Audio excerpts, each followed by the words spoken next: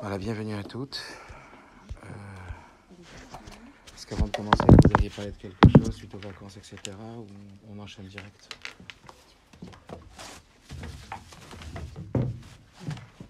Non, ça va? Ok, bon j'avais prévu quelque chose, mais on va faire autre chose. Je vous le dis parce qu'il faut utiliser les isdamnouyot, ça veut dire les opportunités que Dieu il nous présente. Et j'essaye d'aider un petit peu une famille qui a pas mal de difficultés. Alors évidemment, ils ont des difficultés de couple. Quand je dis évidemment, c'est parce que quand des enfants ils sont pas très bien, c'est souvent, pas tout le temps, mais souvent lié avec l'état du couple. D'ailleurs, le rabbi le dit clairement, aimez-vous dans le couple, ça vous donnera la possibilité de beaucoup mieux aimer vos enfants. Quand ça ne va pas à la maison, quand ça ne va pas dans le couple, les premiers qui payent, c'est les enfants. Donc oui, il y a un besoin et un investissement qui doit être fait dans la réussite du couple, pas uniquement pour le couple lui-même, ce qui est déjà suffisamment important, mais en plus pour les enfants. Quand on va bien à la maison, on peut donner tout notre amour à nos enfants. Alors il y a un couple qui ne va pas très bien, et il y a un des enfants qui ne va pas très bien non plus. Et cet enfant, il m'a envoyé un message hier soir. Le pauvre. Hein? Le pauvre. C'est un ado. Ouais. Il n'est pas encore par mitzvah. Je vais vous lire son message. Évidemment, je ne donne pas de nom, rien du tout, donc c'est pour ça que je le fais. Donc on a un petit... Je l'ai vu quelques fois. Voilà, son message d'hier soir. Shavua Tov, Rav Kator, donc je vous passe les fautes d'orthographe, il est tout petit. Il y a 12 ans, 11 ans. Ce Shabbat, il s'est passé des choses. En fait, ce matin, je me suis réveillé et j'ai vu ma petite sœur. Donc ça, c'est un SMS qui m'a envoyé hier soir. Shavua Tov, Rav Kator, ce Shabbat, il s'est passé des choses. Il fait un rejet à Toulon en ce moment, ça veut dire rejet évidemment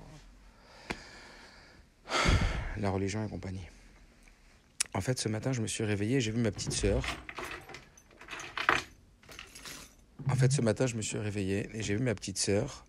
En train de frapper le bébé de la famille. Bref, alors je viens pour leur dire d'arrêter. Et ils se sont arrêtés et après ça, ils se sont tous mis dans leur chambre avec mes sœurs et ils ont joué entre eux. Alors moi aussi, j'ai voulu jouer avec eux, car j'étais tout seul. Alors je rentre et toutes les filles me poussent pour me sortir de la chambre. Alors je suis sorti de la chambre, mais j'ai forcé un peu pour rentrer dans la chambre. Et là, ma sœur crie pour semblant et ma mère arrive comme une folle. Elle me frappe jusqu'au sang. En me disant que je suis qu'une MERDE, je vais rien faire dans la vie, sale CO2NARD, tu sais que frapper, etc. Alors je me suis caché dans ma chambre. Mais après, elle a forcé pour rentrer dans ma chambre. Mais je ne me vante pas bien, j'étais en train de m'évanouir, je saigne et tout bref. Alors, je mets toutes mes forces pour qu'elle ne rentre pas, mais après, elle est passée par derrière, par le balcon. Et moi, j'en pouvais plus. Alors, elle commence à me pincer très fort. Je me sens pas bien du tout et elle me met des coups de pied. Mes sœurs essayaient de l'arrêter, mais elles n'arrivaient pas. J'ai saigné, j'allais mourir. Et voilà, Shavua Tov. 22h58 hier soir. Alors, Vous avez contacté l'enfant? Comment? Vous avez téléphoné à l'enfant? Après ça? Ouais. Non. Non, vous ne pouvez pas. Non, c'est pas que je pouvais pas, c'est que j'ai pris contact avec lui je parle avec lui, mais pas par téléphone. Bon, alors, on va dire que ça, c'est un cas déjà assez poussé. Mais moi, je voudrais parler aujourd'hui, suite à ce message, et suite à une discussion que j'ai eue avec un père de famille hier dans la choule, de l'état dans lequel on rentre quand nos enfants ne se comportent pas comme on le souhaite. Dans quel état on rentre? Quel comportement on adopte? Comment réussir à se faire obéir sans violence? Comment réussir à se faire respecter sans agressivité, sans destruction de l'enfant? On en a parlé beaucoup l'année dernière, on essaie d'en parler, on avait expliqué, je ne sais pas si vous vous rappelez, dans le livre qu'on travaille ensemble, sur Faber Meslich, page 61, toutes les alternatives qui sont données dans ce livre, c'est avant tout pour aboutir à un objectif. Alors il y a un père de famille qui me disait comme ça, le problème c'est que quand les enfants ils nous montent le sang à la tête, on dit qu'on doit avoir de l'amour, mais ça veut rien dire l'amour. Et l'amour, bien sûr qu'on les aime, mais à ce moment-là, au moment précis où ils nous montent le sang à la tête, ça veut dire quoi, les aimer? Comment on va faire pour les aimer? Alors il m'a dit, peut-être c'est pas le mot qui convient, peut-être c'est plus remplacer le mot aimer qui est très général par un mot plus précis qui veut dire garder de l'affection pour l'enfant. Alors je lui dis, j'aime bien ta précision, c'est vrai, avoir de l'affection pour l'enfant, même quand l'enfant il se comporte pas bien et qu'il nous montre le sang à la tête, mais c'est très dur d'avoir de l'affection pour un enfant. Il dit, bon d'accord, peut-être après que l'enfant t'ait monté sur la tête, retrouve de l'affection. Il me dit, parce que moi personnellement, j'avoue que j'ai du mal, que mon enfant s'est très mal comporté, à l'adolescent, etc., m'a manqué de respect, etc., etc. Puis après, quand il s'excuse et qu'il veut me faire un câlin, j'ai du mal à lui faire un câlin. C'est difficile pour moi, j'ai du mal à réussir à lui faire un câlin juste après qu'il ait eu un comportement assez dur. Alors, je lui dis, tu sais, cette affection dont tu parles, j'abonde dans ton sens que il faut rester connecté avec toutes les raisons dans sa tête qui nous poussent à l'aimer. Parce qu'encore une fois, il n'y a pas d'amour, il n'y a que des preuves d'amour. Aimer, c'est réussir à se connecter avec les qualités de l'autre. Par exemple, quand ça ne va pas avec la femme, quand ça ne va pas avec le mari, quand ça ne va pas avec un ami, eh bien, le fait de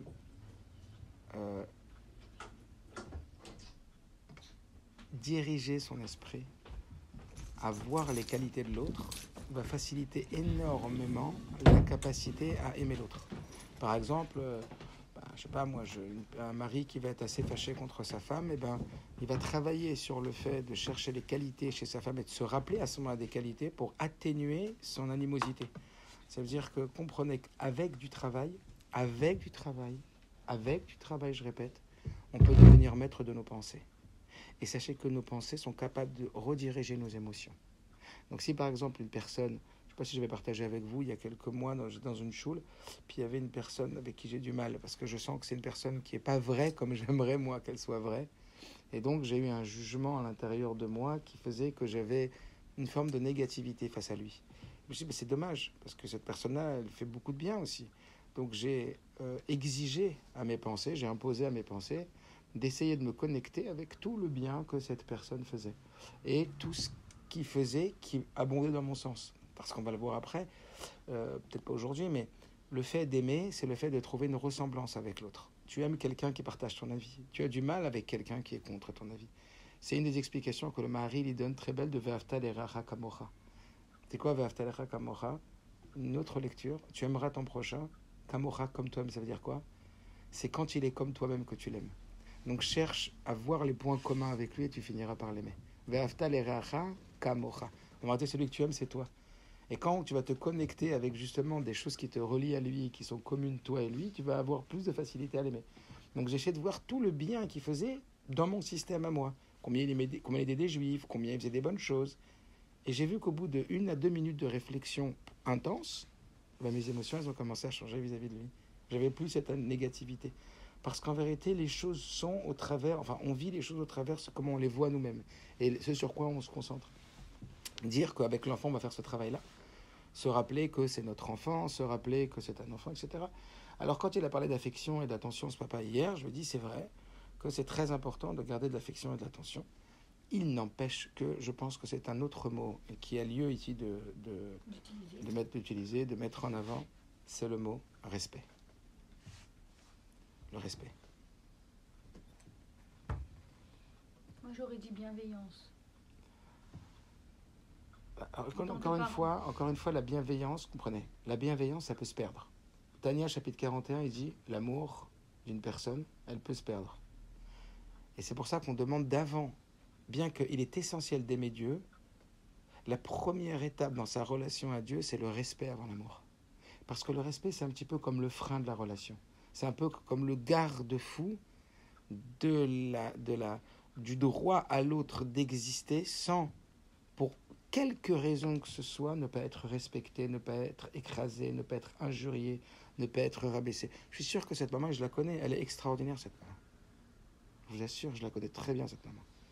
Elle a beaucoup, beaucoup, beaucoup de bonne volonté. Elle veut beaucoup bien faire pour son enfant. Elle a du souci de ses enfants. Seulement, elle ne va pas bien, elle, déjà. On va en parler. Elle-même ne va pas bien. Vous comprenez? Elle-même, elle est dans la peur. Elle-même, elle est dans le mal-être. Alors, il y a des problèmes de couple. Et en plus de ça, elle voit son enfant qui est en train de tout quitter. Elle est en train de rejeter les règles. Est-ce que vous comprenez ou pas? Cet enfant qui est en train de se rebeller contre les règles. Certainement que lui, il a décrit les choses avec beaucoup de douceur sur lui. J'ai un peu poussé la porte. J'ai un peu forcé mes sœurs à jouer avec elle. Certainement que c'était beaucoup plus musclé que ça. Et que la maman, elle a encore, on va dire, surpris son fils. Et c'est pas la première fois à être violent, à être agressif avec ses sœurs. Donc elle a voulu l'arrêter, elle a voulu lui montrer la gravité de ce qu'il faisait. Est-ce que vous comprenez? Ça veut dire qu'on est tous, quand on est dans des moments de violence avec nos enfants, persuadés de ne vouloir que le bien de nos enfants. Persuadés que de vouloir aider nos enfants. De vouloir leur montrer que c'est pas une bonne chose qu'ils font ça. Et c'est souvent parce que sans autres outils ou sans autres moyens, sans autres ressources, ne s'étant pas préparés à ces situations-là conflictuelles, et ben qu'on se retrouve à être des parents peut-être qui ressemblent à ça, peut-être un peu moins, peut-être c'est un seul mot, peut-être c'est un ton qu'on utilise, peut-être c'est une forme de rabaissement, etc. Vous comprenez ce que je veux dire? Si on ne s'y est pas préparé, si on ne s'y est pas entraîné, eh ben on tombe dans le panneau. Alors peut-être que là, oui, c'est un exemple un peu, on va dire, examen excessif, mais c'est des choses qui nous arrivent aussi. Et en tout cas, des choses sur lesquelles il faut, en amont, je pense qu'il est nécessaire en amont d'avoir des outils, de se préparer à ces situations-là. Et évidemment, quand on prévoit, quand on a comme ça une prédisposition, on fabrique des prédispositions pour se retrouver dans des situations. Je parle même à l'école avec des élèves. Moi, ça m'arrive avec des élèves d'avoir une agitation en classe. Si j'ai préparé, si je me suis dit, tiens, comment je vais réagir quand les élèves ils vont être comme ça? Je vais utiliser une isdamnout, une opportunité où ils sont agités. Je vais me dire, tiens, on a dit Chaval, t'es assez adif. Il vaut mieux pas réagir que mal réagir. Mais utilise cet échec d'aujourd'hui, c'était un échec en classe. Allez, c'était un échec. Et bien imagine aujourd'hui, maintenant utilise cet échec pour que ça soit pour toi un apprentissage. Maintenant, tu vas aller chercher comment on fait quand la classe est agitée. Pour que la prochaine fois, je puisse utiliser cette méthodologie. Est-ce que vous comprenez ou pas? À nous, parents, de trouver, de chercher des solutions en amont face à un problème qui risque fortement de se produire. Comment on va faire pour se faire obéir sans violence? Comment on va faire pour imposer des règles, pour réussir à instaurer des règles sans passer par de la violence? Et au contraire, en passant par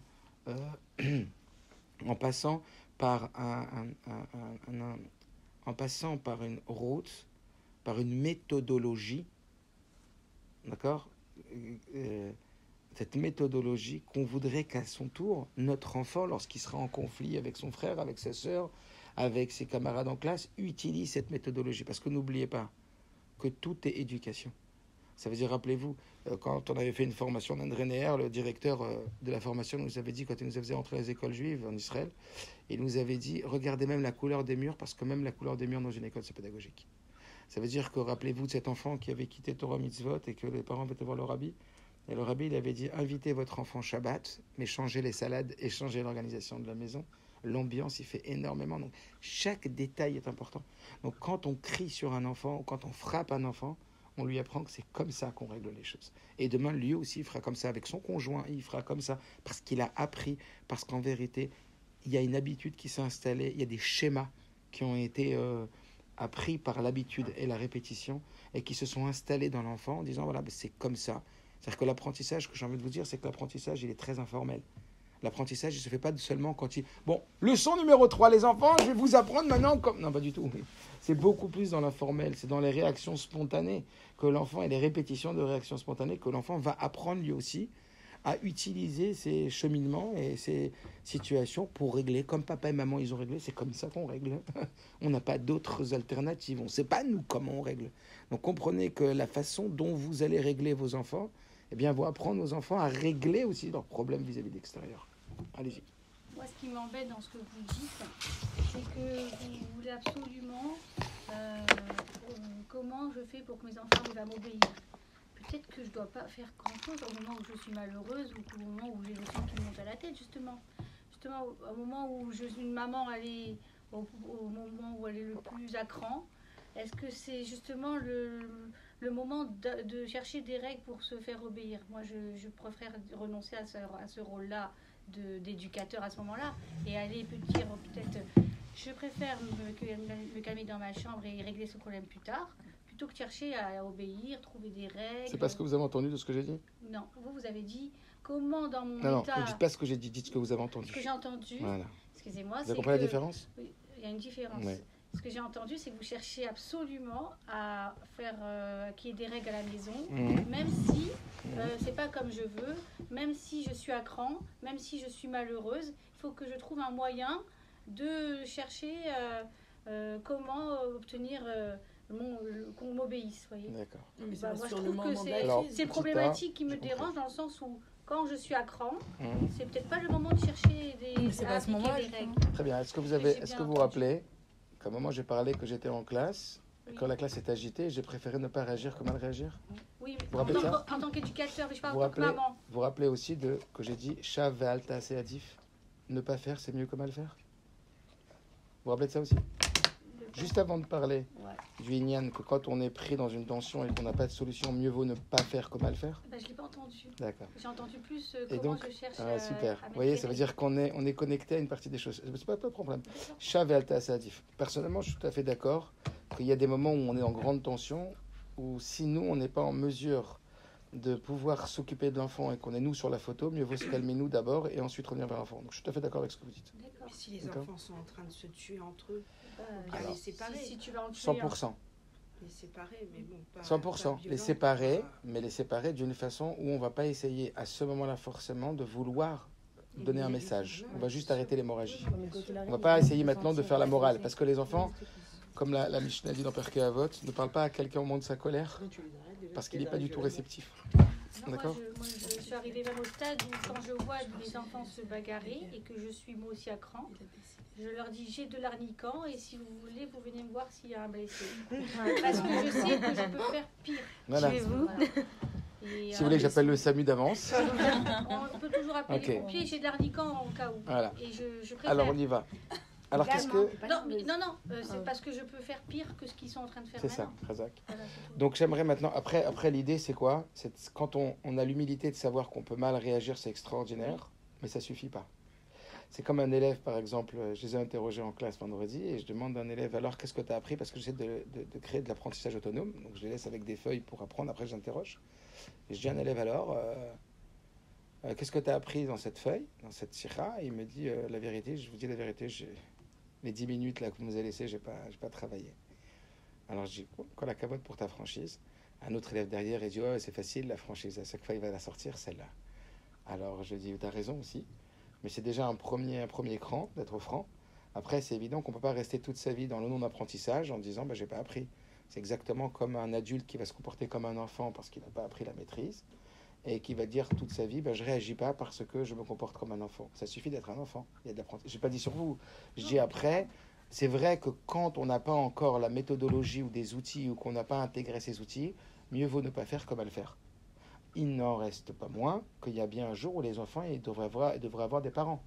Donc ces parents, s'ils n'ont pas appris parce que dans leur enfance, ils ont vu des schémas et qu'ils n'étaient pas forcément les meilleurs schémas à reproduire, parce qu'aussi ils ont vu les parents être violents, etc. Ou parce qu'ils n'ont pas appris, il y a un moment où il faut se dire, viens, on vient le dimanche matin, viens, on prend tous les jours 10 minutes et on commence à apprendre comment réagir en telle situation. Aujourd'hui, ce n'est pas vrai de dire qu'il n'y a pas de solution et je ne connais pas. Il y a tellement d'outils à notre disposition aujourd'hui que c'est simplement parce que ce n'est pas notre priorité, que parce qu'on n'est pas conscient de l'impact qu'on a sur nos enfants. Mais si véritablement c'est une priorité, et on a parlé de ça hier parce qu'il y avait une naissance, que je ne sais pas si vous vous rappelez de cette histoire, qu'on avait déjà raconté, je crois, qu'il y avait à l'époque, en 1950, des gens qui avaient... Les Lubavitch avaient très très peu de moyens financiers. Et le rabbi a demandé à son beau-frère, le Rachag, de prendre un donateur et d'aller faire le tour de ses amis pour ramasser de l'argent. Et le donateur, il avait beaucoup de mal. Il a dit, écoutez, c'est très difficile pour moi, mais j'accepte à une condition, c'est que je rentre dans le bureau du rabbi après et que je demande la bracha que je veux et que le rabbi me l'accepte. Joker, bracha, joker. Le rabbi a dit d'accord. Bracha, joker.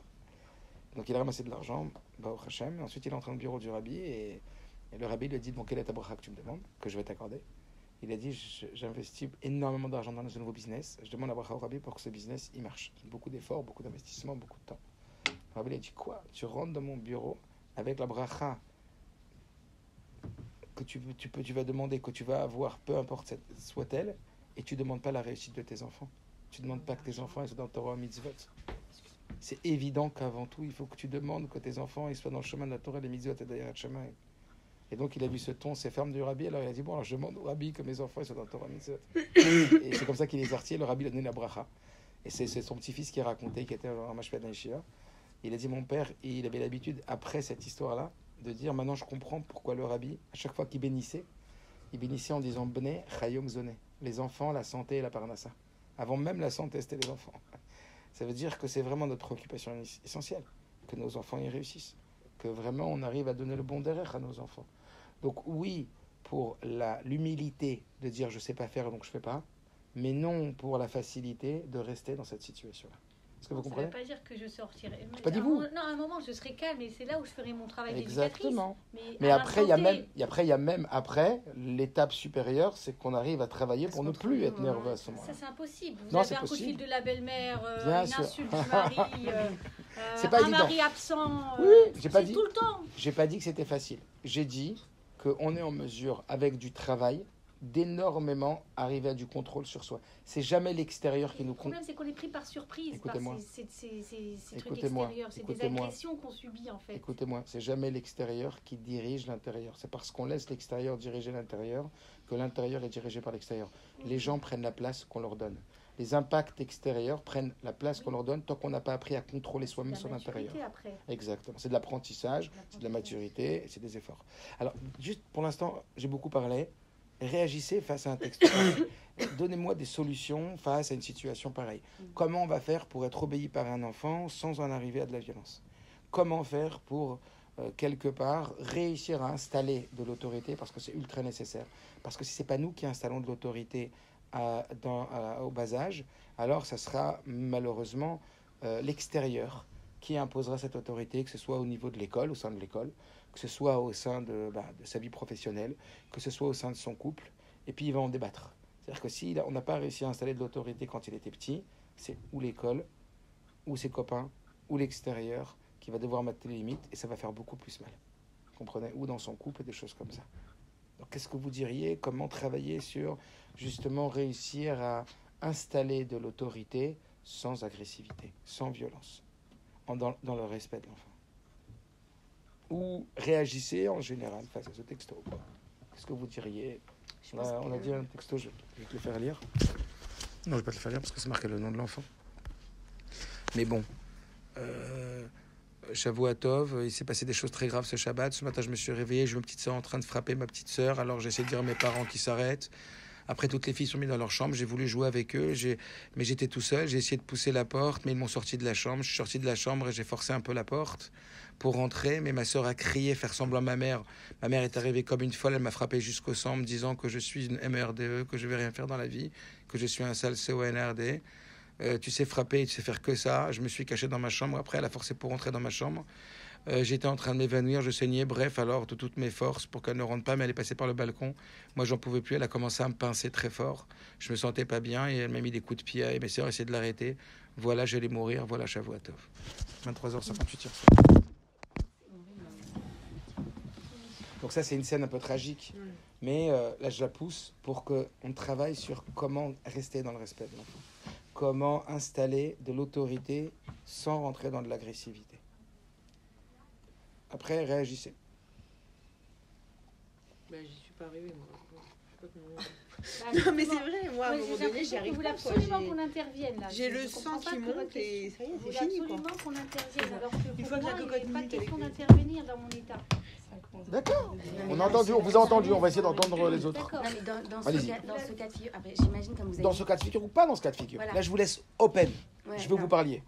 Là, vous avez dit, vous connaissez la maman et vous dites que la maman, elle déjà, c'est quelqu'un qui... C'est-à-dire que j'imagine qu'avant d'en arriver à cet état-là, elle a déjà essayé certaines méthodes. Elle n'arrive pas à cet instant comme ça.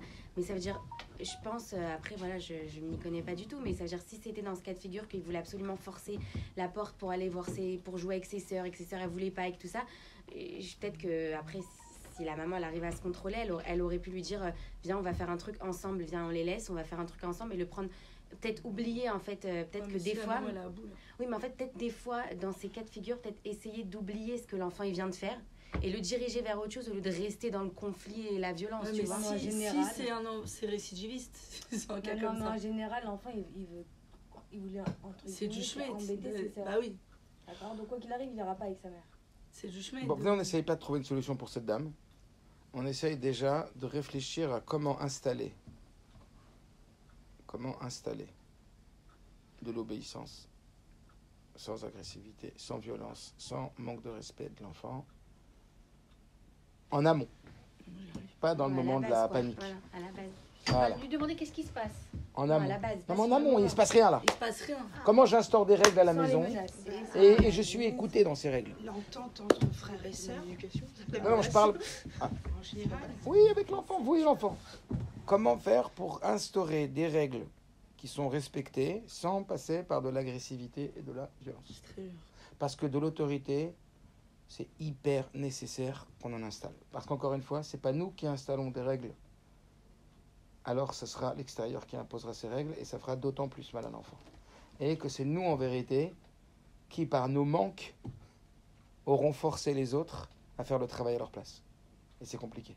C'est-à-dire que nous devons se retrouver en classe avec des enfants qui ne reçoivent pas d'autorité à la maison ou qui reçoivent de la mauvaise autorité, on va le voir, l'autorité destructrice. Et on doit remettre tout en place et c'est très très compliqué. Alors si on écoute les cours... Parce qu'après les enfants, parce qu'après des enfants qui arrivent, par exemple, Ravalouche à Echel Menachem, il a demandé à un enfant son portable, parce qu'il a pris son portable à une heure où il n'a pas le droit de le prendre. C'est son père qui est venu pour casser la figure à Ravalouche pour récupérer le portable. Donc après, on se retrouve des fois confronté à des situations un peu compliquées, quand les parents eux-mêmes n'ont pas le... Est-ce que je veux dire? Bon. Alors allez-y. Alors si on suit les cours pour avoir de l'autorité, il faut prendre l'enfant à part, se mettre à son niveau, lui parler... quand c'est des petits, hein, après je sais pas si avec un ado ça marche. Donner d'autres solutions pour qu'il oublie ce qu'il veut tout de suite. Ouais, mais là on n'est pas en... Non, c'est la crise. Mais là, c'est en amont. On n'est pas en C'est crise.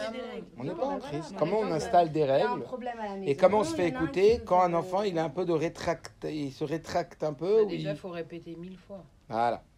1000 Donc déjà savoir, Tu lui dis Et une ne pas première faillir, fois, il quoi. va pas le Voilà, faire. Tu lui dis une exactement. deuxième savoir fois, que il va pas le faire 100 l'éducation, fois. éducation égale Répétition. répétition. Dire quoi? Éducation égale répétition. On éduque en répétant. Pour Rashi, pour le Rambam, Chinour égale Regelut. Habitude. C'est normal. Nous aussi, il y a des choses qu'on n'arrive pas à faire. Combien de fois il faut qu'on essaye de les refaire? Comme il y a quelqu'un qui a dit, ça fait 30 fois que je reprends Ritat et Rambam comme décision tous les jours. Je la reprends encore cette année, jusqu'à ce que j'y arrive. J'aime bien cet exemple que j'ai entendu. Combien de fois un enfant tombe avant d'apprendre à marcher? Entre 2000 et 2500 fois. C'est le fait que l'enfant ne lâche pas prise et se relève après être tombé 2000 fois qu'un jour il saura marcher comme nous on sait marcher. Et comment on fait s'ils font comme ça, on n'existait pas? Non, on parle pas d'eux, on parle de nous pour l'instant. Non mais, ok, on va répéter Alors. comme si... Mais après, toi aussi, alors en on y tant va. Non, mais ça doit Après, venir non, mais dans c'est vrai ses oreilles que quand moi, même. très souvent, je me fais ce Je te truc-là. promets. C'est que moi, pour m'instaurer une C'est habitude, et une règle, ça. Attends, je peux venez pas. chacun son tour comme ça on s'entend. Allez-y, allez-y. C'est-à-dire que je dis que moi, très souvent, je me dis à moi-même, genre, avant de vouloir, par n'importe quoi, je vais me dire, vas-y, je vais faire du sport tous les jours, avant de me le mettre dans la tête, mais c'est genre, un jour, je vais le faire, un jour, je vais pas le faire, un jour, je vais... Et genre, on aimerait que les enfants, ils le fassent comme ça. Voilà. On aimerait que les enfants... Donc, c'est vrai qu'en vrai, c'est de Sans la prendre répétition, mais conscience ça sur nous nous. saoule, hein, mais ça nous saoule, cette répétition, parce que même à nous, ça nous saoule. Ouais, mais Encore quand pire à un enfant. quand on se dit, regarde-toi, t'as le mal que tu as, on est plus compréhensif Ouais, à l'enfant, pour l'enfant ouais, c'est et on vrai. se dit c'est normal que l'enfant. Et donc on rentre dans une forme de normalité parce que c'est cette anormalité qui nous dérange. Mais si on sait qu'on est conscient d'être dans une normalité, ça nous apaise déjà. Très bien. Ensuite, Enfin, on ne rentre pas dans la chambre des sœurs sans l'autorisation des sœurs. non, oubliez les sœurs là. sœurs. On parle d'imposer des règles Après, en on lui dit général. peut-être d'instaurer. différemment. C'est-à-dire, si c'est pas rentré comme ça dans sa tête en lui disant, je sais pas, en lui donnant un exemple, ne fais pas cette chose-là. Mhm. Je dis comme ça. Et peut-être qu'il a pas compris en lui disant, ne fais pas cette chose-là. Je vais trouver un autre moyen de lui dire, enfin, une phrase différente. Mhm. Peut-être que ça va rentrer un petit peu mieux dans sa tête. Peut-être Alors que- sur ça par exemple, ce qui est dit, parce que je vais à chaque fois rebondir sur ce que vous dites, il est fortement conseillé, au lieu de dire à l'enfant ce qu'il ne faut pas faire, lui dire ce qu'il faut faire. C'est Oui. beaucoup plus positif pour l'enfant de réaliser une tâche positive que de ne pas faire une tâche négative. Donc dans l'idée, au lieu de dire il ne faut pas faire ça, Par exemple, arrête de crier, plutôt dire, tu peux parler doucement. Au lieu de dire, est-ce que je veux dire au lieu de dire à un enfant, quoi, tout aspect négatif, quoi. Lui trouver des exemples, Déjà cette idée-là, d'être dans une formulation positive. De ne pas. Voilà, vous voyez bien que quand vous-même vous recevez des formulations positives, c'est beaucoup plus facile et beaucoup plus agréable de réaliser quelque chose de positif que de ne pas faire quelque chose de négatif. Parce que dans le pas négatif, il y a toujours une frustration. Il y a toujours un blocage, il y a toujours un conflit. Est-ce que vous comprenez ? Vous dire un exemple.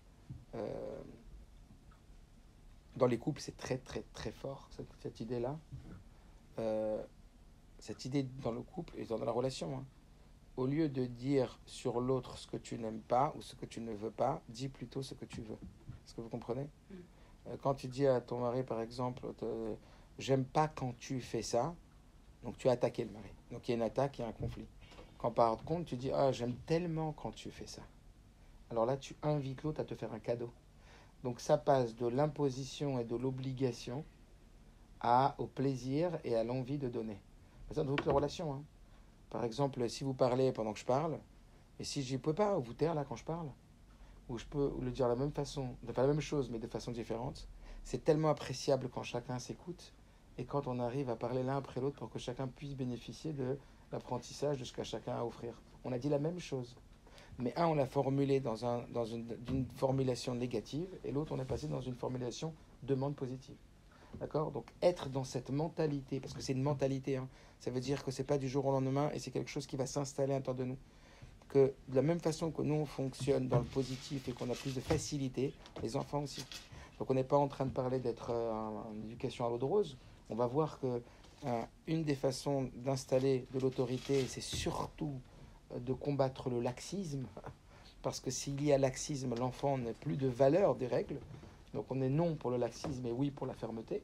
Mais encore une fois, d'une façon plus positive que négative, on facilitera l'écoute de l'enfant. Donc ça, c'était face à on continue à ce que vous avez dit. Dire les choses différemment. Dites-les positivement, les choses. Dites plutôt ce que tu veux que ce que tu ne veux pas. Mais ça, c'est dans votre vie, hein. Dites plutôt ce que vous voulez que ce que vous ne voulez pas. Parce qu'en plus, quand on dit ce qu'on ne veut pas, on rentre à l'intérieur de nous dans notre côté négatif, dans notre côté toxique, dans le côté où on est mal. Plutôt que quand on dit ce que l'on veut, alors on donne envie aux autres à faire et on est dans le positif. Donc de façon générale, dis ce que tu veux au lieu de dire ce que tu ne veux pas. Et même dans la vie, les gens qui, toute la journée, expriment leur peur, attirent leurs problèmes et leurs peurs. Les gens qui disent ce qu'ils ont envie, ils attirent ce qu'ils ont envie. Dis ce que tu veux et ne dis pas ce que tu veux pas. C'est ce que la Chassidoute, elle dit. Un peu de lumière chasse beaucoup d'obscurité. Va vers un peu de lumière plutôt que vers l'expression de beaucoup d'obscurité. On continue. Je pense aussi que d'être ferme, mais toujours avec des mots, comment dire, par exemple, je sais pas, j'en ai marre, je veux ci, je veux ça. Écoute chérie, c'est comme ça. Lui dire le mot chérie. Écoute chérie, c'est comme ça. Je ne changerai pas d'avis. Ça va être ferme, mais toujours avec des fois des petits mots, oui mon cœur, ou des petits trucs comme ça. C'est-à-dire qu'en fait, je pense que ça veut dire on est ferme, mais je reste toujours ta maman. Alors, c'est très important ce point-là. Installer que la kavod, installer de l'autorité et installer une hiérarchie. Et donc, oui, à la fermeté, encore une fois, quand on a décidé d'une règle, il faut que la règle soit claire, précise, définie, et surtout qu'on ne déroge pas à cette règle. Maintenant, encore une fois, on va pouvoir installer 3 degrés de règles. On va donner un exemple, feu rouge, feu orange, feu vert. Il y a des règles que c'est feu rouge, celle-là on ne touche pas. Il y a des règles qui sont feu orange. Elles dépendent en fonction de l'endroit, de l'état. Ouais, pourquoi hier tu m'as laissé, pas aujourd'hui ? Parce qu'hier il était 9h du soir et là il est 23h. Est-ce que vous comprenez ce que je veux dire ? Donc il peut y avoir des règles qui dépendent de situation. Parce qu'hier soir il n'y avait pas mamie, mais là il y a mamie. Est-ce que vous comprenez ? Ou hier soir il y avait mamie, mais là il n'y a pas mamie et papy. Donc par cavote je vous ai laissé jusqu'à 8h30, mais là, est-ce que vous comprenez ou pas ? Donc il y a des règles qui sont modulables en fonction de la situation. C'est le orange. Il y a des règles qui sont rouges. Bassar Bechalav, il n'y a pas le lait, la viande, ça ne sera jamais. Que vous compreniez, on ne mangera jamais un yaourt 2 heures après la viande, un exemple. Ou on ne frappera jamais sa sœur. Ça, c'était... Donc, on va installer des règles que les enfants doivent entendre de façon très claire. On doit dire les règles clairement et surtout, on doit les formuler de façon très claire et très courte. Les règles trop longues sont épuisantes, parce que c'est dur les règles. Donc, court, clair, d'accord, avec zéro laxisme sur ces règles, mais en même temps, trop de règles, tu les règles. Donc en même temps, pas trop d'énergie et d'agressivité. Le rabbi dit, quand on est gvoura sec. Ça veut dire, on ne rentre pas tellement les émotions. On dit les choses claires. Ensuite, quand on expose la règle et qu'on impose la règle, c'est très très important ce que vous dites. On avait déjà dit, rappelez-vous, quand un enfant, on lui dit non, il entend pas seulement non, mais il entend je ne t'aime pas. Parce que je ne vais pas te donner ce que tu veux. Donc si je ne te donne pas ce que tu veux, c'est que je ne t'aime pas. Donc à nous de rétablir la vérité sur la tête de l'enfant en l'exprimant clairement, parce que lui n'a pas encore assez de da'at, ça veut dire il n'a pas assez de discernement pour exprimer ce sentiment. Et comme nous on sait ce qui se passe dans sa tête un petit peu, donc on va lui dire, je ne dis pas non à toi, je dis non à ta demande. Comment ça se dit dans le langage de l'enfant? Sache que je t'aime, mais c'est pas parce que je t'aime que je peux te dire oui. Donc certains pédagogues disent, commence par dire je t'aime, puis dis le non, puis dis je t'aime. Pas forcément avec le mot je t'aime, mais comme vous avez dit chérie par exemple. Et qu'est-ce que tu me dis chérie? Ah, l'enfant il va se sentir toujours accompagné, il va pas se sentir rejeté. Est-ce que vous comprenez ou pas? C'est une façon infantile de dire en mode adulte, par exemple dans un couple aussi ça marche super bien, quand votre conjoint il vous demande quelque chose et que vous ne voulez pas, quand vous lui dites non, il se sent rejeté à ce moment-là. Au lieu de lui dire non, de lui dire, écoute, c'est pas à toi que je dis non, mais c'est à ta demande. Mais à toi, je dis oui. Ça veut dire, ce que tu me demandes, je ne suis pas en mesure de le faire, mais c'est pas par rejet de toi, c'est parce que ta demande, je ne suis pas capable. Ah, viens, on sort ce soir, on va au resto, j'ai hyper envie. Non, vous êtes crevé, mal à la tête, épuisé. Tiens, ben, ça m'aurait fait plaisir, et ça me fait plaisir que tu me le proposes, mais ça, je peux pas parce que je suis fatigué. Mais sache que ça me touche beaucoup. Ça veut dire donner à l'autre ce de quoi il a investi pour montrer qu'on veut rester dans la relation. Est-ce que vous comprenez? Parce que l'enfant se sent isolé et se sent rejeté dans la relation quand vous lui dites non.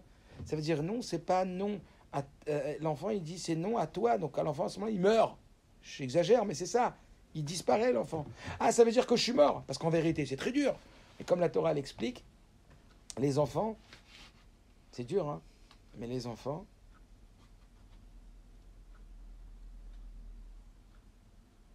tellement à notre merci, quoi. Et surtout les petits, ils sont à notre merci. C'est-à-dire, c'est comme si c'était, comment, je sais plus qui c'est qui disait ça, mais disait, les premiers qui vous demandent tzedaka tous les jours, c'est vos enfants. C'est-à-dire, les enfants, si tu leur dis non, ils sont cuits, ils ont plus d'autres alternatives. Donc en vérité, imaginez-vous, vous, à la place de vos enfants, et que vous dépendez du bon gré de quelqu'un d'autre qui va vous décider pour vous, qui va dire oui ou non. Donc c'est très difficile, ça. Vous comprenez ce que je veux dire? L'enfant, il n'a pas d'autre alternative que d'avoir votre accord. Est-ce que vous comprenez? Donc quand l'enfant, tu lui dis non, ça veut dire non, il entend je me coupe de toi. Maintenant, tu es tout seul. Et ce sentiment de solitude, ce sentiment d'être rejeté, il dit mais j'ai pas d'autre. Alors c'est quoi les autres alternatives? Je vais tricher, je vais mentir, je vais voler, je vais y aller direct, je vais essayer de trouver. Vous comprenez ce que je veux dire? C'est dur. Donc contourner cette sensation que l'enfant peut se sentir isolé, qu'on lui veut du mal. Est-ce que vous comprenez? Lui dire comme vous avez dit justement, écoute chérie, ça je t'ai dit non, mais vraiment sache que c'est non à ta demande, mais moi je t'aime et je reste en relation avec toi. Il n'empêche que ce sera un non définitif. Et ben, l'enfant il aura beaucoup moins de mal à digérer parce que vous avez disséqué. Est-ce que vous comprenez ou pas? Je pense, même les élèves, là cette année j'ai une classe. Ah mais oui, avec les élèves c'est pareil. C'est incroyable. Avec les élèves. Très, un truc de vraiment, je pense qu'en aussi petit, j'ai jamais vu ça. Et c'est vrai que par exemple, ils se sont massacrés à la récréation avec des ballons. Donc je leur ai pris les ballons, j'ai dit pendant une semaine, vous ne pourrez pas jouer au ballon. Ouais, mais Bora, c'est des... J'écoute mon cœur, c'est comme ça, c'est pour ton bien, chérie. Pendant une semaine, ce sera non. Et je vous promets que maintenant, c'est un gosse. Il m'a donné la balle. Ah. Ben oui, mais oui. Et oui, donc c'est très très important. Bon, après, très bien. Ensuite, alors on a dit, imposer des règles fermes. Mais c'est parce qu'on impose des règles fermes qu'à ce moment-là, on est agressif. Au contraire, on montre à l'enfant qu'on l'accompagne et que c'est un non définitif. Vous avez autre chose? Ouais, mais moi là, par exemple, je suis partie là. C'était, il a vu son petit frère, le petit, avec un dessin animé. Ok. Il rentre de la choule, je veux un dessin animé. Non, d'ailleurs, j'ai éteint. Ça y est, je m'en vais les devoirs. Bah, on dirait ce que j'avais dit. C'est devenu. C'est comme ça. Qu'est-ce qu'ils sont le gosse? Injustice. Mais Que bien l'autre, sûr. il Non, a mais je l'ai vu, enlevé à l'autre aussi. Et alors, petit ça aussi. fait une il a demi-heure qu'il est réglé le dessus. Elle est bien facile son Mais histoire. ok, Ça fait mais une tu demi-heure peux- qu'il a. D'accord, mais ça y est, on arrête. Vous Mais mettez ça y est, les on arrête devoirs. pour vous, madame. Mais enfin, l'autre, il vient d'avoir et toi, t'as pas. Ta soeur, elle vient d'avoir un vêtement que ta mère, elle a été achetée chez Zara. Elle a acheté des sacs de vêtements et l'autre, elle n'était pas avec ta mère parce qu'elle a accompagné. Ben, elle n'a pas eu de vêtements. Moi aussi, je veux des vêtements. Non, t'auras pas. C'est fini les courses maintenant. T'es bien gentil, toi. Il a les boules. Mais bien sûr Il est qu'il a les rentré de boules. la choule avec son père, t'inquiète pas, il devait avoir son téléphone aussi. Mais ça avait déjà. Je sens de l'injustice. Je sens de l'injustice. Ok, maintenant vous êtes les grands, les deux grands là. C'est la règle. Les C'est devoirs. la règle de la maman. De quoi? Que quand on rentre de la choule, c'est. Oui, ça y est, c'est vous le rentrez, feu on vert pour commence les travailler. devoirs. Bah non.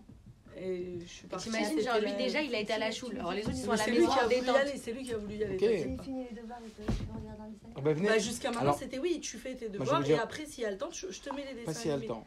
Non, Pas si elle a le temps. je te les mets cet après-midi. Tu fais les devoirs ce matin, comme ça t'es tranquille. On cet aura un après-midi. temps supplémentaire par rapport à ton frère Et c'est vrai. pour faire que toi, tu auras le même temps Et que c'est lui. vrai Et qu'au ça final, va. j'étais au téléphone, j'ai dit bah il y en aura même pas cet Et après-midi. ça, oh, mais regarde. Quand tu vas essayer de rétablir à cet âge-là la justice, en disant, parce que lui, ce qui l'embête en vérité, il s'en fout du film. Lui, il s'en fout du film. Ce qui l'intéresse maintenant, c'est dégueulasse, pourquoi mon frère est le plus que moi. Donc quand toi, tu vas aller donner, quand vous allez donner à l'enfant et lui dire, on va rétablir cette parité, cette justice, que cet après-midi, tu auras 10 minutes de plus que ton frère, ben, vous allez voir comment en 2 secondes il va se calmer. Je n'ai pas dit que c'était la seule solution, je n'ai pas dit que c'était que ça qu'il fallait faire, mais je dis que déjà, comprendre le problème de l'enfant et accompagner l'enfant dans son problème de fond, l'apaise énormément à l'intérieur de lui. Et la D'accord. règle alors bah, c'est la règle. Mais c'est un feu orange, pas un feu On n'a vert. pas dit. Là, il n'y a pas de règle pour l'instant. D'abord, c'est ça la règle, On n'est pas dans le rouge. c'est les devoirs, c'est le dimanche matin. C'est ce qu'on vient de dire. Et même maintenant, ce qu'on va lui dire à l'enfant, c'est quoi qu'il, tu vas faire tes devoirs maintenant. Mais autant qu'il aille dans ses devoirs apaisés que d'aller dans ses devoirs en se fronçant les sourcils, en pleurant, en voulant pas faire les devoirs. On n'est pas en train d'être rigide. On n'est Il y pas a en- la on- règle, mais il y a le compromis. Mais dans la règle, ça n'empêche pas, encore une fois, comme on a dit, il y a le orange et le rouge. La règle, le rouge, c'est on fait les devoirs le matin. Il n'empêche que maintenant, il a un sentiment de justice qu'on va rétablir Non, mais en plus, il après savait que qu'il ait c'était fini ce ses matin, devoirs. puisque hier, toute la journée, je lui ai dit t'as le temps, t'as 2 Mishnayot à apprendre. Ah ouais. Shabbat, on est à la maison, il n'y a rien à faire. Cet après-midi, il n'y a rien à faire. C'est même pas que tu auras du temps de Non, dessin mais c'est pas animé. grave, c'est cette injustice que Non, vous allez je veux pas rétablir. demain. Cette injustice que vous allez rétablir. Ok, alors Bah là, viens on j'ai dit avance. rien pour personne. Viens, on avance sur des règles générales. Mesdames, Donc vous êtes pour les. Donc d'accord. Donc là, ce que suggère le RAF, si j'ai bien compris, c'est ok pour la règle, mais il faut être à l'écoute de l'enfant et de son. oui, de sa daga, on l'avait dit Comprendre plusieurs son fois. enfance. Écoutez Là, un là, besoin. Pourquoi tu n'étais pas à cette écoute-là? Pourquoi tu voulais pas écouter ça à ce moment-là? Elle devait partir. Parce Et que- non, parce qu'elle devait partir. Oh. Non, mais déjà. Pourquoi tu voulais pas être à Mais l'écoute? parce qu'il savait très bien, il sait très bien qu'il rentre, ça y est, c'est les devoirs. Il y a le dimanche. Il sait qu'il n'y a pas de dessin animé de base s'il n'y a pas de devoir de fait. Il n'y a pas de film, il n'y a rien si les devoirs ne sont pas Donc faits. toi, tu voulais juste tu voulais juste appliquer Ouais. la règle, point barre. Oui, Est-ce que c'est vous avez- dimanche matin. et Est-ce que c'est vous avez les répété devoirs. la règle? Non. C'est important de répéter la règle. Quand un enfant il a du mal avec une règle, il Non, faut, mais surtout ces premiers dimanches de devoirs. écoute, il faut spécifier la demande. Alors, une des nécoudotes, c'est pas faire des demandes vagues et au loin. Du style, tu es dans la cuisine et tu dis les enfants, on va à table. Il y a de fortes chances pour pas être écouté. Si par contre, on va voir l'enfant et on le regarde, parce que l'attention est très très forte. Moi, je sais que quand par exemple ma femme m'a dit ah, on va à table, tout le monde va à table, et que personne ne vient. Ma femme, ça le met en colère. Elle dit je prépare à manger, je fais tout, etc.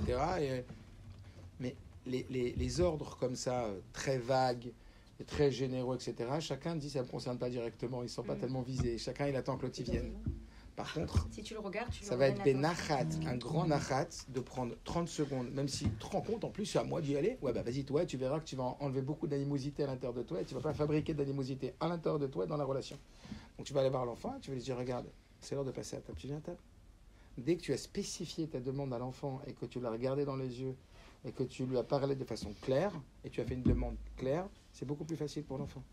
Quand l'enfant, tu vas le regarder et tu vas dire, regarde, maintenant, c'est comme tous les dimanches de l'année, les vacances sont terminées. Maintenant, c'est comme tous les dimanches de l'année, quand papa y rentre de la choule, c'est le moment du travail. Maintenant, je peux comprendre, parce qu'encore une fois, on avait dit accompagner l'émotion d'un enfant, c'est le soulager dans son émotion et pas l'intensifier. Je peux entendre et comprendre qu'à l'intérieur de toi, tu sens une injustice. T'inquiète pas que cette injustice sera rétablie. Quand tu auras fini tes devoirs, et ben, tranquillement, tu auras 10 minutes de plus que ton frère. Vous allez voir comment vous allez le soulager, votre gosse. Alors que là, on répète pas les règles. On dit c'est comme ça et pas autrement, tu tais, c'est comme ça que tu dois faire maintenant. l'enfant il se sent encore plus frustré, pas compris dans son injustice, il ne sait pas quoi en faire à l'intérieur de lui, il est en mode rébellion, il a tout sauf envie de travailler, il n'est pas du tout dans un état de travail. Est-ce que vous comprenez ce que je veux dire? Donc on n'est pas là pour frustrer les enfants et les casser par les règles, on est là pour leur apprendre à accepter ces règles qui sont fondamentales d'une façon positive et d'une façon sereine. D'accord?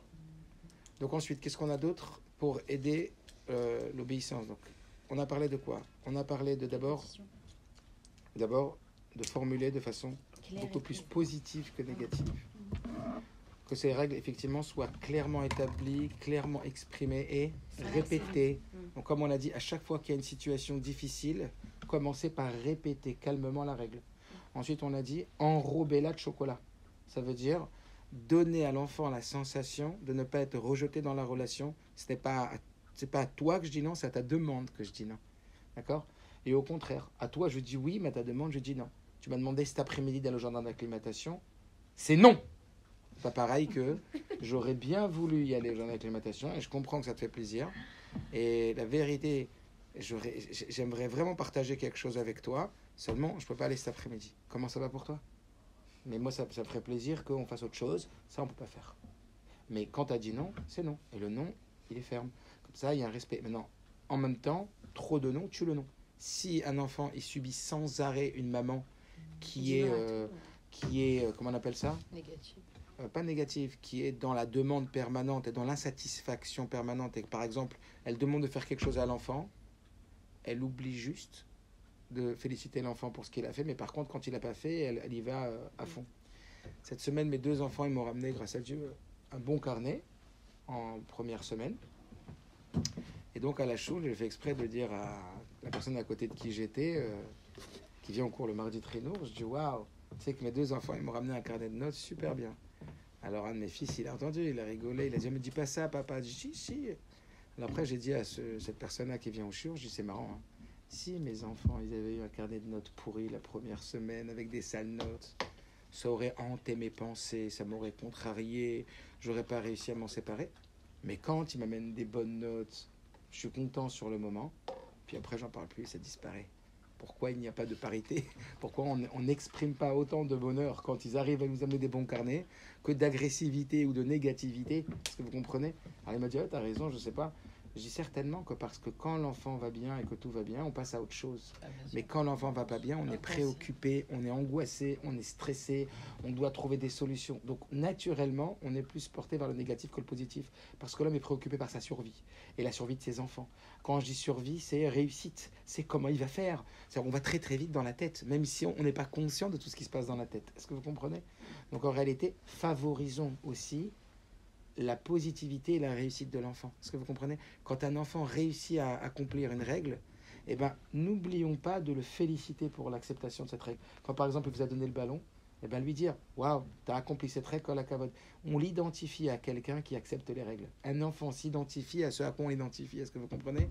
Donc quand il a réussi à respecter cette règle et qu'il a réussi à faire ce qu'on lui a demandé, eh ben, mettre le doigt sur le fait qu'il a réussi à accomplir la règle, ça va faire de lui quelqu'un qui aura plus de facilité à écouter les règles. Mais si à chaque fois qu'il écoute des règles, on passe à autre chose parce que celle-là, il a écouté, c'est bon, pas besoin de mettre le doigt dessus, eh bien, on va s'arrêter que sur le non-respect des règles. Il s'identifiera comme quelqu'un qui ne respecte pas les règles, puisque maman ou papa ne relève que quand ça va pas. Est-ce que vous comprenez ce que je veux dire? Donc ça, c'est une écouda qui est très importante aussi. Montrer que ces règles, elles sont nécessaires et que c'est pas c'est pas d'une façon où on veut les empêcher de faire ce qu'ils veulent, au contraire. Donc on va dire, comme on avait dit, beaucoup de oui pour un peu de non. Mais le non, il est ferme. D'accord? Ensuite, on a parlé de spécifier la demande avec l'enfant par une proximité et par une relation visuelle et une demande de règles personnalisées. On ne demande pas à tout le monde comme ça. Si par exemple je demande à tout le monde, mesdames, est-ce que quand je vous parle, vous pouvez vous taire s'il vous plaît? Et si par contre je vous regarde une après l'autre, vous pouvez vous taire quand je parle? Vous pouvez vous taire quand je parle? Après, je me tairai quand vous parlerez. Ça n'a pas du tout le même effet. Est-ce que vous comprenez? Rabbi fait toute une sikha. Pourquoi? Quand Dieu il a donné les 10 commandements, ils étaient 600 000 hommes, sans compter les femmes et les enfants, mais il a dit Anochi Hashem Elokecha. Je suis un éternel, ton Dieu, pas votre Dieu. Parce qu'en vérité, personnaliser la demande touche beaucoup plus la personne et, comment on appelle, enrôle beaucoup plus la personne dans cette demande. Est-ce que vous comprenez ou pas? Personnaliser enrôle. donne une force d'être enrôlé dans cette demande. Comprenez? Et après, donc on m'en a dit, véritablement, remercier. C'est pas grave. Chazak, kol hakavod, c'est bien, t'as bien accompli ce que je t'ai demandé. Moi, quand j'ai les enfants, allez, on va à la douche. Quand je vais vers eux, j'appelle Mendel, regarde-moi. On va à la douche, c'est clair? Tiens, bah, répète-moi ce que je viens de dire. On va à la douche. Très bien. Non, mais parce qu'en plus, Feedback. chaque enfant n'a pas le même. Ne va pas, c'est jamais, par exemple, dans une classe, par exemple, on va dire. Ouais, non, mais c'est-à-dire, par exemple, dans une classe, tu vas voir, par exemple, dans une classe de garçons, tu vas dire, allez, maintenant c'est le calme. Genre, ils sont en train de. Je sais pas, on passe un truc, c'est tout le monde se tait. Mais en fait, pas tout le monde a la même facilité à se taire à ce moment-là. Donc, c'est genre, si tous ils se. Tu vois ce que je veux dire? Donc, c'est sûr que c'est mieux de personnaliser. Voilà. Donc, qu'est-ce qui se passe maintenant, Chazak? Qu'est-ce qui se passe maintenant avec la violence physique, des injures, le rabaissement? Comment on fait? C'est-à-dire, Ah, on n'en peut plus là. Les On enfants est entre eux. remonté. Là, on est dans le cas dont vous parliez. Ah, On ça est a dépassé remonté les à bornes. bloc. C'est lâché. On va commencer à lui dire des mots qu'on va regretter. On va commencer à Ah, nous, s'énerver. les parents, ok. Qu'est-ce qu'on fait? Là, on est à bout de nerfs. Là. On est à bout de nerfs. On sent qu'on va dérailler. Le problème, c'est que quand on est à bout de nerfs, c'est vrai, hein, franchement, au début, on a essayé, je sais pas, je dis on, mais personnellement, j'ai essayé d'être vraiment de me donner à fond. Même on réfléchit plus À la après. fin des vacances, je vous jure que des fois, c'était... En fait, j'ai l'impression qu'ils ont pris la confiance. Ah, ça va, elle est super cool, elle est détente, elle a pris sur elle. Oui. Oui, mais après, les Est-ce enfants... qu'il y a eu de laxisme? Non, il n'y a pas eu de laxisme spécial. Justement, on a voulu les faire kiffer, on a voulu Oui, mais ça n'empêche pas. non, tout en ayant des règles, etc. Et après, c'était vraiment limite exigé. Ah, pourquoi nous... Après, il y a le regard des copines, elles sont parties là, elles ont fait... Alors, c'est vrai qu'à la fin, péter un câble, et ben, je pense que ça les a... c'est vrai que ça faisait du bien, mais un mauvais bien, on va dire, parce que pendant 2 jours, c'était nickel. Et après, elle recommence un petit peu à prendre la conscience. Mais il y a eu quand même un certain Mais est-ce que c'est cadrage. possible T'as de fait faire un ce câble cas? ou Est-ce pas? que c'est possible Ah oui, de je fais faire? un câble. Tu les as frappés? Est-ce qu'il est possible, Non. justement? Pas ou Je sais quoi? pas, je demande. Tu les as frappés, Ça non. veut dire quoi péter un câble? Ça veut pour moi frapper Mais est-ce un que c'est câble. possible qu'il y ait un recadrage sans agressivité et sans violence? Ah, oui, c'est-à-dire que, bien sûr, je n'ai pas hurlé comme une folle. C'est vrai que j'ai été... Je ne sais pas ce que vous avez fait. Je demande, est-ce qu'il est possible de recadrer sans agressivité, sans violence verbale, sans C'est sûr que c'est injure possible. verbale? Bah, c'est sûr. Est-ce c'est que donc possible. la question elle est comment on fait? Bon, Il faut vraiment prendre Comment on Parce qu'après, c'est vrai que c'est dur. Mais après, ça les... Je sais pas. Comment on fait pour pas péter un câble quand ils nous font péter un On câble? pète un câble. Après, je Comment pense, on fait bien sûr qu'après, on a eu une explication. Hein? C'est vrai que peut-être que je leur ai dit, c'est vrai que je vous rendais compte un peu dans quel état je me suis mis. C'est pas un état dans lequel je dois me mettre. C'est de votre faute? De quoi? Je me suis mis dans cet état-là? C'est à cause de vous que je suis comme ça? Non, pas du tout. Ah. Non. J'ai dit, il faut comprendre que aussi maman, c'est un être humain. Très bien. Très bien. Non, mais c'est vrai, je leur ai dit, il faut 100%. comprendre que j'ai pas de... Expliquez à l'enfant que vous avez vos limites, ils peuvent le comprendre. Voilà, et que c'est Juste dur. faire attention à ne pas les culpabiliser en disant regarde dans quel état tu m'as mis. Personne t'a mis dans un état. Tu t'es mis toute seule dans cet état. C'est eux, là. Là, c'est elle. Personne ne t'a mis dans un état. Tu n'es pas responsable. Si on leur dit vous abusez. Ah oui, Ah oui. mais c'est pas toi qui l'as mis dans cet état-là. Ah. Si j'avais appris à me maîtriser, je ne serais pas entré dans cet état-là. Moi, ça m'est arrivé. Je suis pas responsable de ce qu'il fait, mais je suis responsable de ce que j'en fais. Parce que Je peut-être ne suis une autre pas- maman, elle aurait pas réagi. Exactement. Une autre maman qui aurait appris, qui aurait travaillé sur elle, qui aurait pris du bon temps, qui se serait occupée d'elle, qui aurait appris à se contrôler, qui aurait appris à être bien à l'intérieur d'elle, elle ne serait pas arrivée là. Donc vous n'êtes pas responsable de ma réaction. Vous êtes responsable d'avoir enclenché cette réaction en moi. Cette réaction, elle est que moi. Donc peut-être qu'il y a des moments où il faut s'arrêter et s'occuper un peu de soi. S'occuper quoi? De soi. Ah oui. Et quand on est dans cette situation-là, peut-être comme on a dit tout à l'heure, on sait qu'on est dans un état de nerf. Le grand mot d'ordre, c'est quoi? Attends 60 secondes. Le Maral, il dit attends demain matin. Le Rabbi dit quand on est dans un état de colère ou un état de contrariété et de nerf, ne fais rien, c'est la solution. Le Rabbi dit attends 60 secondes. Attends plus que ça. Et encore une fois, le Maral, il dit attends demain matin. Que la colère, elle passe. Et ça, une histoire comme ça, bon, je ne vais pas la raconter parce qu'il est tard, mais c'est vraiment, vraiment quand on sent qu'on est à bout, on doit s'occuper de nous. On a le droit de s'occuper de nous. Et oui, si on est fatigué, si on est... Alors après, il y a plein d'autres paramètres. Que l'obéissance, elle va être favorisée par le fait que l'enfant ait une nuit équilibrée. Quand l'enfant dort peu, vous voyez, quand nous on dort peu, on a beaucoup moins d'aptitude à être dans l'obéissance, à être dans l'écoute, à être dans la sérénité. Donc faire attention, si vous voulez que les enfants les écoutent facilement, à ce qu'ils aient une vraie nuit de sommeil, qu'ils aillent au lit suffisamment tôt. La nourriture aussi a un impact sur les enfants. L'équilibre de la nourriture a aussi un impact sur les enfants.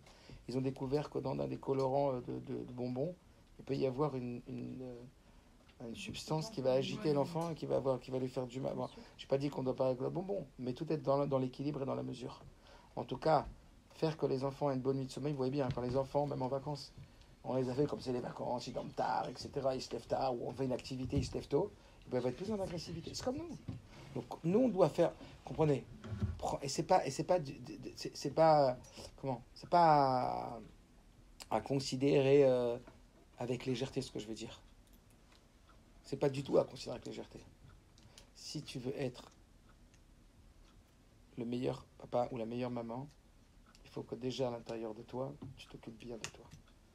Parce que si on ne s'occupe pas de bien de nous, si on ne fait pas attention à notre sommeil, si on ne fait pas attention à notre équilibre, si on ne fait pas attention à soi-même, alors on ne peut donner que ce que l'on est. Quand on n'est pas bien, on est tendu, on est nerveux, on est fatigué, on rentre du travail, Non, laisse-toi 5 minutes, prévois avant de rentrer à la maison de te détendre, d'écouter une musique, de te détendre pendant 5 minutes. Prends-toi un moment de détente pour toi. Et ça va faire que on va être beaucoup plus en mesure de donner. Si on ne se nourrit pas soi-même, comment voulez-vous qu'on nourrisse ? Si on n'est pas détendu nous-mêmes et qu'on est dans un mode de tension et de nervosité, on arrive déjà, il y a une prédisposition, n'oubliez pas ce mot. Quelle est ma prédisposition ? La prédisposition a un impact énorme. Si avant de rentrer à la maison, je prends un peu de temps pour moi, je me calme un peu, je me détends, j'écoute une musique que j'aime bien, ça va durer 4-5 minutes, mais ça va me détendre à l'intérieur de moi. Je vais rentrer à la maison. Un autre Youssef. Et quand les enfants ils vont me sauter dessus et ils vont truquer, je suis beaucoup plus open pour les accueillir. Mais si je rentre à la maison chargé de plein de choses que j'ai pas encore rangées dans les cases, mais déjà je suis hyper chargé, ils rentrent. Ah, doucement, hein, doucement. Je suis déjà à bout moi de cette journée, hein. Donc doucement là. T'arrives, t'es le vase plein. Est-ce que vous comprenez ou pas ? Donc il y a un travail à faire sur nous de savoir. La meilleure maman que tu seras dépendra de la meilleure femme que tu peux être en fonction de la situation. On ne dit pas toujours, comme vous avez dit, des fois la belle-mère à l'appel, mais encore une fois, écoutez bien ça. Plus on gère en amont, tout ce qui peut être géré, moins les imprévus seront difficiles à gérer. Mais si on ne gère pas déjà tout ce qui était gérable, alors les imprévus, ils vont s'accumuler à notre mal-être ou à notre situation difficile qui fera que ça soit encore plus difficile. Est-ce que vous comprenez ?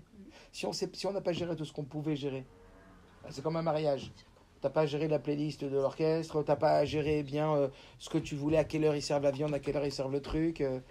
Déjà, tu vas être préoccupé par des choses que si tu avais géré en amont, tu n'aurais pas été préoccupé par tout ça. Donc, gérez vos prévus pour laisser de la place aux imprévus. On arrive, l'enfant, il a eu un problème. Ok ? Alors après, le dernier point que je vais soulever, que c'est fini aujourd'hui, comment réussir à garder du respect avec l'enfant, c'est de réussir à prendre de la distance avec le problème. Il n'y a pas mort d'homme, c'est pas grave, dédramatiser.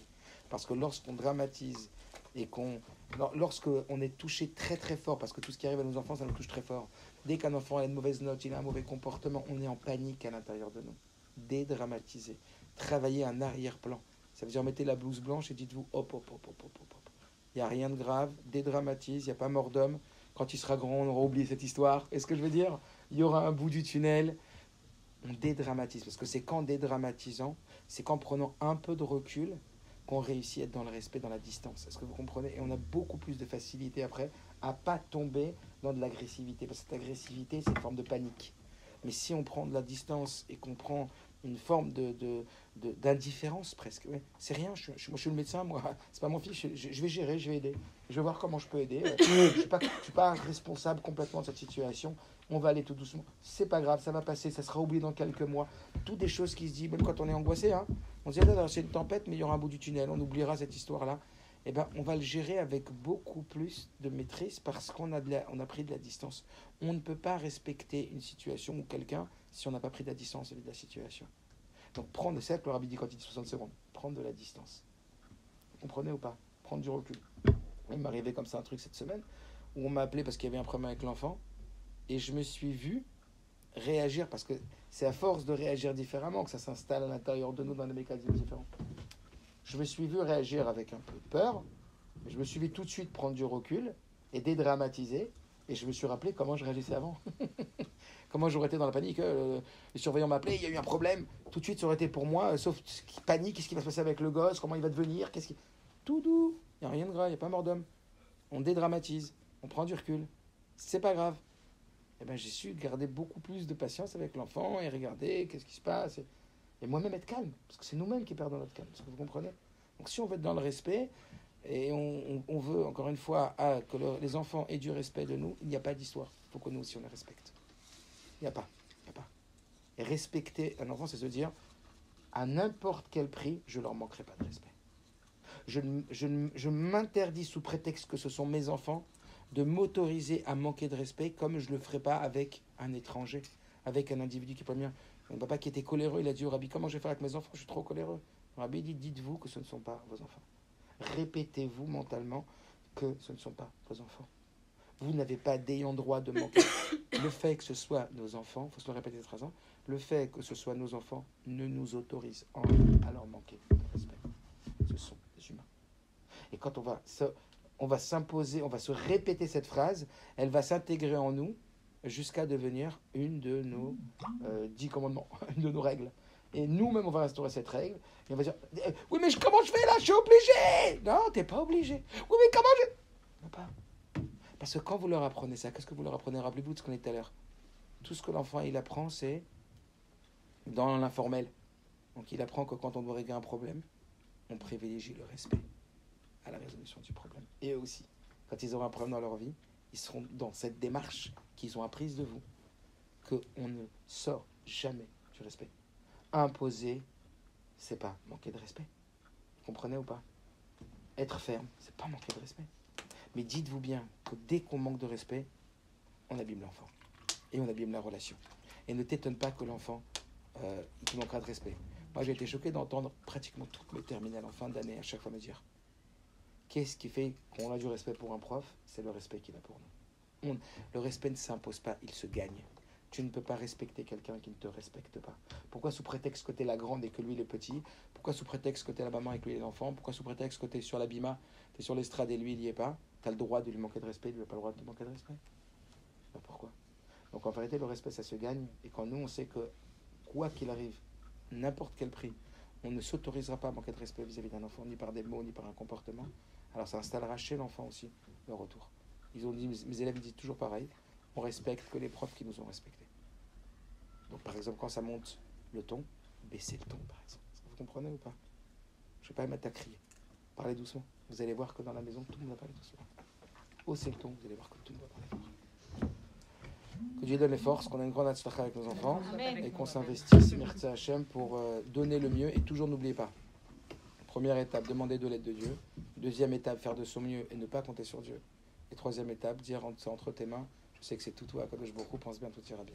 Quand je dis pas compter sur Dieu, ça veut dire faut pas rester les bras croisés et dire moi je sais pas, je reste ce que je suis et puis je compte sur Dieu. Non, Dieu ce qu'il veut c'est que au début tu comptes sur lui, après tu fais de ton mieux toi-même et en définitif il dit j'ai confiance en Dieu, j'ai confiance que mes enfants pensent bien et tout ira bien et confiance que tes enfants ils deviendront des gens bien.